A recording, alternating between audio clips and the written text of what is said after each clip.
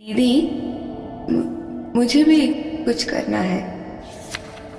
मुझे भी वो पैरालंबियन बनना है। बहुत मेहनत करनी पड़ेगी। हाँ दीदी, જરૂર કरूंगी। નમસ્કાર મિત્રો, આજની સ્ટોરી આપણને ઘણું બધું શીખવી જાય તેમ છે। સ્ટોરી છે જમ્મુ કાશ્મીરમાં નાનકડા ગામની 16 વર્ષની એક છોકરી। पहले लगता था कि मुझसे नहीं हो पाएगा, सबका सही से निशाना लग रहा था, लेकिन मेरा नहीं। बहुत बुरा लगता था। तब दीदी ने बोला, कोच सर की ट्रेनिंग पे ध्यान दे, मेहनत कर, तेरी अभी शुरुआत है, तू भी कर सकती है।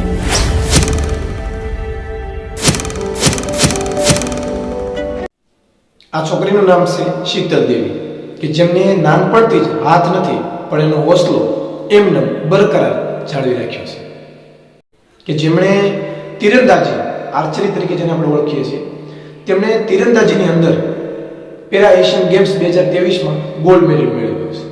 તમે કહેશો કે એમાં શું મોટી વાત છે, નવીન વાત છે કે ઘણા બધા સારામાં સારા ખેલાડીઓ, ઉત્તમ ખેલાડીઓ ગોલ્ડ મેડલ મેળવતા હોય છે, પણ તીરંદાજીની અંદર જે ધનુષ અને તીર વડે એકદમ સચોટ અને પરફેક્ટ નિશાન જે હાથ વડે આપણે ચલાવીને લેવાનું હોય છે, તેમાં નવીન વાત તો એ છે એ છોકરીને બંને હાથ જ જન્મથી નથી। તમને જાણીને નવાઈ થશે કે એમને હાથ નથી તેમ છતાં તીરંદાજીની અંદર, આર્ચરીની અંદર ગોલ્ડ મેડલ એટલે કે ફર્સ્ટ રેન્ક આવે, એકદમ સચોટ અને સાચું નિશાન જે છે તેમાં પ્રથમ આવે, કઈ રીતે પોસિબલ બને?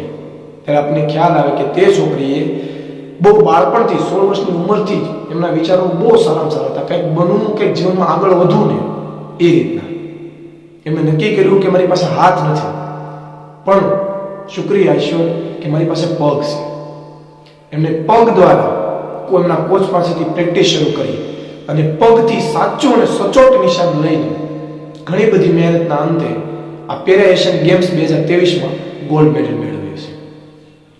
આ છોકરીના શબ્દો છે કે જો મારી પાસે હાથ નથી તેમ છતાં જો હું કંઈક કરી શકતી હોઉં તો બીજા લોકો ઘણું બધું કરી શકે છે, મારી કરતાં પણ સારામાં સારું પરફોર્મન્સ આપી શકે છે। છોકરી પાસે જન્મથી હાથ નથી તેમ પણ એના ઊંચા વિચારો જે છે ને, એનો હોંસલો જે છે ને એ એમને આગળ લાવે છે। કહેવાય છે ને કે મંजिल उन्हीं को मिलती है जिनके सपनों में जान होती है, पंखों से नहीं यहाँ हौसलों से उड़ान होती है। તો આપણને ખ્યાલ હોય કે ઘણી વખત કે હાથથી કાંઈ ન થાય, પણ જો અહીંયામાં હોંસલો હોય ને તો એક ના એક દિવસ જરૂર ક્યાંક ને ક્યાંક કરી શકાય છે, બની શકાય છે। મને આ છોકરીની સ્ટોરીમાંથી એક વાત બહુ સરસ મજાની શીખવા મળી। આઈ થિંક તમને લોકોને પણ આમાંથી શીખવા મળશે, અને આ નવા વર્ષની અંદર જો આ વાત આપણા જીવનમાં આપણે એપ્લાય કરીશું, અનુસરીશું ને તો આઈ થિંક આવનારું વર્ષ આપણા માટે બહુ સફળદાયક અને એક સારામાં સારું નીવડશે। આ છોકરીની જીવન સ્ટોરીમાંથી જો આપણને શીખવા મળે ને તો સારામાં સારી વાત મને તે સૌથી વધારે એ લાગે કે ક્યારેય પણ બહાનું ન બનાવવું જોઈએ। જો મિત્રો આપણે આગળ વધવું હોય ને તો યાદ રાખજો કે આપણી પાસે જેટલી પણ વસ્તુ છે ને, આપણી પાસે જે પણ વસ્તુ છે ને ત્યાંથી જ આપણે શરૂઆત કરી અને ફર્સ્ટ ટોપ ગોલ્ડ મેડલ પણ મેળવી શકાય છે। આપણી પાસે તો એમ કે સારામાં સારું મગજ છે, હાથ પગ ઈશ્વર આપેલા છે, સારામાં સારું હેલ્ધી શરીર છે। છોકરી પાસે તો એની પાસે હાથ પણ નથી। જો ઈચ્છે ને તો બહાનું બનાવી શકે છે કે મારી પાસે હાથ નથી તો હું તીરંદાજી કઈ રીતે કરી શકું, કારણ કે તીરંદાજી આર્ચરી જે છે તેમાં હાથનો જ ઉપયોગ કરવાનો હોય છે, બંને હાથ વડે એટલે કે ધનુષ અને તીર બંને હાથ વડે જ પકડવાનો હોય છે। તો હું કઈ રીતે કરી શકું?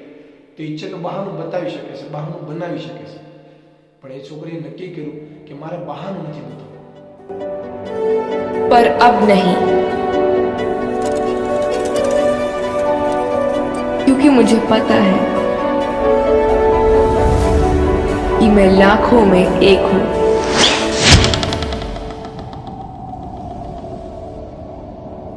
किसी में कोई कमी नहीं होती, बस थोड़ी मेहनत की जरूरत होती है।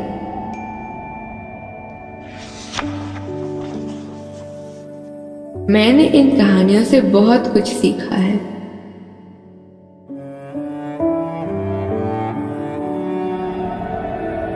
सच में किसी में कोई कमी नहीं होती।